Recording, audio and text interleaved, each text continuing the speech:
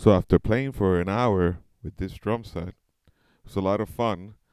Um, Easy to change the patches and the sounds.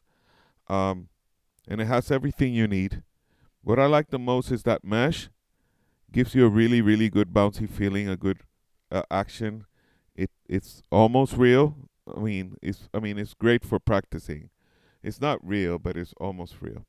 But what I like the most is that it's silent. So because it's a match and it absorbs the impact of the drumsticks, um, it doesn't make any sound. Now, what I didn't like, or had to get used to, I guess, is the action of the kick.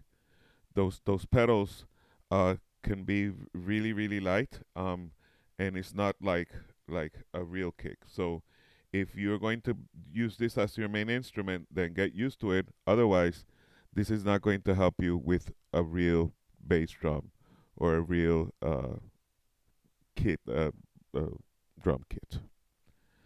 Um, it was nice to play with, and it's silence, and I'm sure that my neighbors appreciate it. Of course, have an external. If you want to gig with your friends, have an external source of sound so that we can play together.